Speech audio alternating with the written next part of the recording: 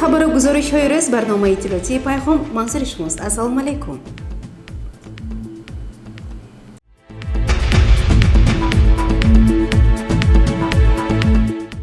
ساکن شهری پنچاکент نوروز 14 ساله دلشاد جان اویماتов که چند پیش در آزمون اختراعکاران جوان تراکتور اختراع کردش را که چند وظیفه را اجرا میکند پیشکشی اعضای حکمان گردانیده با آزمون جمهوری راه خط گرفت.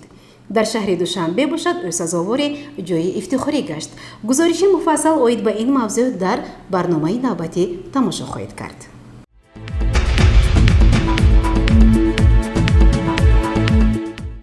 شرکت سادو و سیمو در شهر پنجکент در همکاری با دانشکده آموزگاری تاجیکستان در شهر پنجکent برنامه معرفتی و اطلاعاتی را تحت عنوان دانشمند راه اندازی نموده است.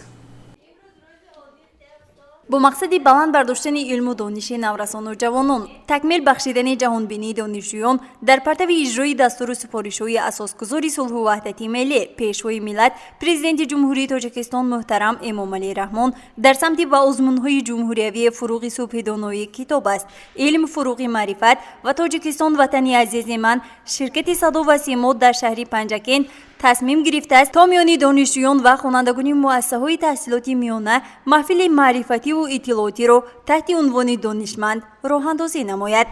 ثبت اولین برنامه مذکور در مرکز آمریکایی آموزش زبان‌های خارجی در نزد دانشکده آموزگاری تاجیکستان در شهر پنجکent ثبت گردید. در رفت برنامه دانشجویان که از دانشکده آموزگاری تاجیکستان در شهر پنجکent و مؤسسه دولتی تعلیمی کالج طبی حضور داشتند با زیرکی به سوالها پاسخ می‌گفتند.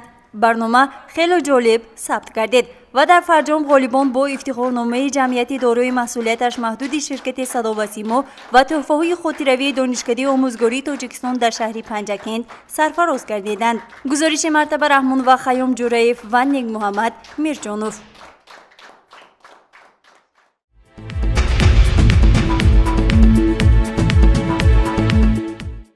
برنامه را ادامه می‌دهیم. با مناسبت روز پرچم دولتی جمهوری تاجیکستان در مؤسسه تحصیلات میانه عمومی رقم 14 دهه کبوتسنگ جماعت دهاتی خلیفه حسن چهاربینی برگزار گردید. ادامه این موضوع در گزارش خبرنگاران ما. پرچم دولتی نشانی صاحب دولتی و صاحب اختیاری، افاده کننده تاریخ و فرهنگ باستانی ملت تاجیک بوده، هر یک فرد وطندوست و میهن‌پرور کشور را وظیفه‌دار می‌نماید که نسبت به این رمز مقدس ملی احترام و ارجمند باشد. بخشیده به روز پرچم دولتی جمهوری تاجیکستان در مؤسسه تحصیلات میانه عمومی رقم 14 چهاربینی ادانه برگزار گردید.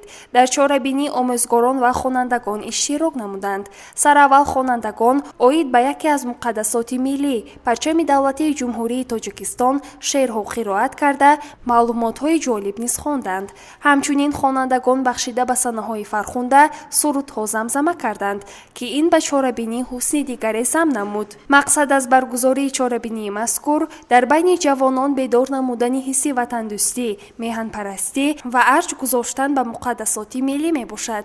باعث قید است که پرچم دولتی یکی از مهمترین عامل‌های معین کننده هویت ملی، تحکیم بخش افتخار وطنداری در ذهن و شعور اهل جامعه به حساب رفته، در مرحله‌های دشوار بنیاد دولت صاحب استقلالمان تحت راهنمایی پیشوای معظم ملت محترم امامعلی رحمان نیروهای به خلق و وطن صادق ملت زیر پرافشانی آن سرجم گردیده به وحدت ملی و ثبات سیاسی اساس گذاشتند.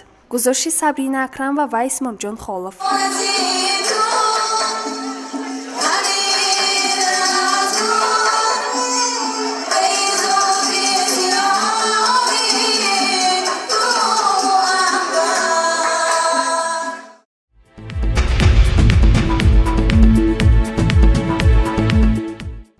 حالا در سراسر کشورمان وابسته به 16 روزی مبارزه علیه خشونت واخیری و چهاربینی‌ها برگزار گردیده شدند. چه باید کرد تا که زورآوری در عائله پیشگیری کرده شود؟ به این سوال ملکه دادویوا رئیس تشکیلات جمعیت جوانان پیشصف پاسخ میگوید. به مصاحبه ما توجه نمایید. من دادویوا ملکه دیرکتور تشکیلات جمعیتی جوانان پیشصف می باشم. خیلی که به همگان معلوم است аз 25 ноябр то 10 декабр бахшида ба 16 рӯзи алайҳи зӯроварӣ дар саросари кишварамон чорабиниҳо гузаронида шуда истодааст. аз он ҷумла аз тарафи ташкилоти ҷамъиятии ҷавонони пешсаф бахшида ба ин 16 рӯзи алайҳи зӯроварӣ якчанд чорабиниҳо вохӯриҳо гузаронида шуда истодааст. албатта асос дар зиндагӣ ин оилаи ором осуда ба ҳама пешравиҳо ба ҳама дастовардҳо албатта оила сабаб мешавад, зеро шахс дар оила таваллуд мешавад, камол меёбад ва барои таъмини оилаи солим дар оила бояд ҳама баробар ҳуқуқ бошанд, якдигар фаҳмӣ бошад. ин оила оилаи солим аст. вақте ки оила пош мехӯрад, албатта фарзандон ё бепадар ё бемодар ба воя мерасанд.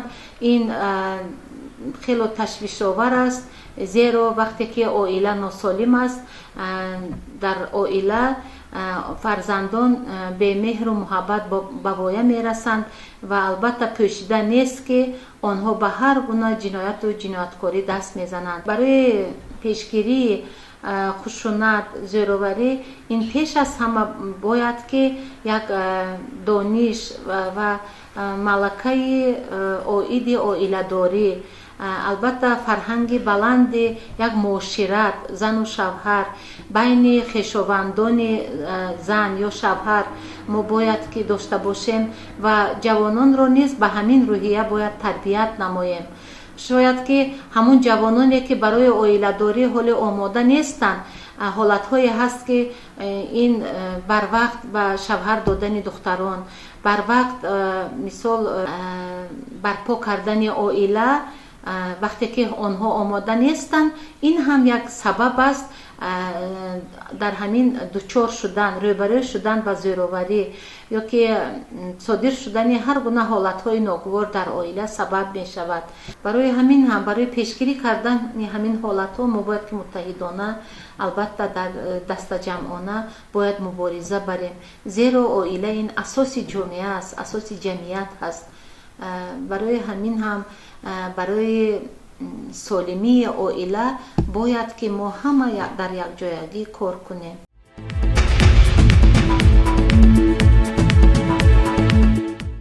бинандагони азиз, ёдовар мешавем ки шумо барномаи иттилоотии пайғомро тамошо мекунед. даври мактаби озмуни телевизиони ҳусни хати беҳтарин дар муассисаи таҳсилоти миёнаи умумии рақами 29 шаҳри панчакент доир гашт. даври аввали озмуни телевизионии ҳусни хати беҳтарин дар муассисаи таҳсилоти миёнаи умумии рақами 29 шаҳри панчакент баргузор гардид. муассисаи мазкур яке аз муассисаҳои пешқадам ва муваффақ ба ҳисоб рафта, дастпарварони муассиса дар соҳаҳои гуногуни хоҷагии халқ кору фаъолият менамоянд. ҳамчунин хонандагони муассисаи таҳсилоти миёнаи умумии рақами 29 ҳамасола дар озмуну олимпиадаҳои гуногун иштирок намуда, сазовори ҷойҳои ифтихорӣ мегарданд. ҳамчунин муассиса ба давраи зимистонгузаронии солҳои 2021-2022 омода буда, ба ҳадди зарурии ҳезум, ангишт ва дигар маводи сӯхтро захира намудааст. дар озмуни телевизионии ҳусни хати беҳтарин хонандагони зиёде иштирок намуданд. омӯзгори муассиса матни диктантро ба хонандагон пешниҳод кард ва иштирокчиён бо ҳисси баланди масъулият матнро навиштанд. сипас матнҳои диктант аз ҷониби ҳайати ҳакамон тафтиш карда шуданд ва ҳамин тавр 5 нафар ба даври шаҳриро хат гирифтанд. баргузории озмуни мазкур барои дастгирӣ ва ҳавасманд намудани хонандагони муассисаҳои таълимии шаҳру деҳоти панчакент хеле муҳиму саривақтӣ мебошад. аз баргузории озмун дар дигар муассисаҳои таълимӣ дар барномаҳои оянда гузоришҳо пешниҳод карда мешаванд. гузориши Сабрина Акрам ва Ваник Муҳаммад Мирҷонов.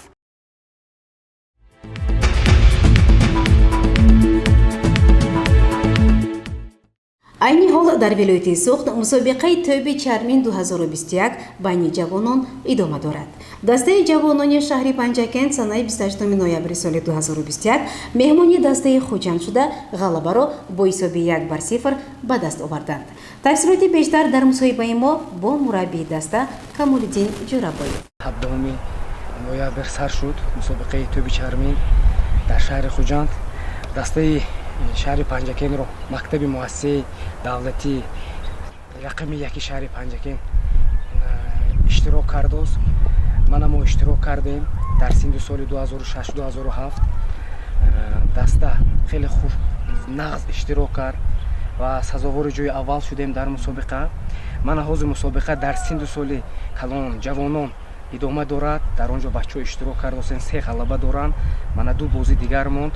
насиб ҷавонони дастаҳои шаҳри панчакентам насиб ғолиб мебиёнд.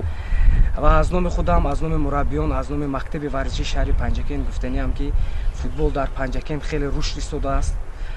бо дастгирии раиси шаҳри панчакент абдухолиқ холиқзода ки ба варзиш хеле аҳамияти калон медиҳанд, ба намуди варзиши футбол хеле аҳамият медиҳанд, хеле дастгирӣ мекунанд. ва мо мураббиёни ҷавон бисёртар кӯшиш мекунем ки натиҷаҳои хубро ба шаҳри бостонии панчакент биёрем. аз дигар шаҳру ноҳияҳо иштирок карда дар мусобиқаҳои ҷумҳуриявӣ иштирок карда. мана мо сазовори ҷои аввал шудем дар мусобиқаи вилоятӣ, рохат ба ҷумҳурӣ гирифтем. мусобиқа санаи 7 ноябр дар шаҳри душанбе сар мешавад ва дастаи наврасони шаҳри панчакент дар он ҷо шаҳрро муаррифӣ мекунанд. ва мо мураббиён кӯшиш мекунем ки бо як иштироки фаъолона, бо як дастоварди баланд ба зодгоҳамон, ба шаҳрамон баргардем. боз дар оянда чӣ нақшаҳо доретон барои рушди ана ҳамин дастаҳо? барои рушди дастаҳо мана ҳозир мо мақсад дорем мураббиёни мактаби варзишӣ бисёртар кӯдаконро ҷалб кунем ба машқ, ба тамринҳо ва як дастаю як наврасону ҷавононро ташкил кунем ки дар мусобиқаҳо иштирок кунаду сазоворҳои ҷойҳо шаванд. барое ки чӣ хеле ки буд як 2-3 сол пеш футбол дар панчакент хеле ба сатҳи паст рафта буд. рости гап, барое ки фақат чизи нағзро гӯем ин хуб, чизи проблемаҳоям бояд гуфтанамон дар кор. хушбахтона мана ҳозир дастгириҳо ҳаст, аҳамият ҳаст, бо мо суҳбат мекунанд аз тарафи ҳукумати шаҳри панчакент, мепурсанд, мегӯянд барои рушд чӣ кор кардан дар кор. ва мо мураббиён ваъда медиҳем ки шогирдонро хубро тарбия кунем, барое ки ору номуси шаҳри панчакентро бояд ҳис кунанд ва шаҳри панчакентро кӯшиш мекунем ки баланд бардорем. имрӯз дар шаҳри панчакент барои дарёфти ҷавонони боистеъдод ки дар соҳаи футбол тавонанд худро нишон диҳанд ва шумо ҷалб кунед, ҳам барои хурдсолон, ҳам барои калонсолон чӣ чораҳо роҳандозӣ шудааст? мо мураббиён ҳозир гурӯҳҳо ташкил кардем. гурӯҳҳое ки аз тарафи мактаби варзишии шаҳри панчакент ҳаст. дар варзишгоҳи шаҳри панчакент ин сексияҳои футбол кушода шудааст. мардум метавонад фарзандонашонро биёранд, монанд барои насли солим, барои ҷавонони солим ки ким ба варзиш машғул аст, чӣ хеле ки мегӯранд варзиш ин гарави саломатӣ аст, машғул кунему як дастаҳоро тартиб диҳем. дар як синду сол не, ба чанд синду сол мехоҳем ки ташкил кунем. мана дастаи саразми шаҳри панчакент ҳаст ки дастаи мунтахаби шаҳр ҳаст. дар ин даста аз шаҳр, ҷамоат, деҳаҳои шаҳри панчакент мо як дастаро ҷалб кардагӣ.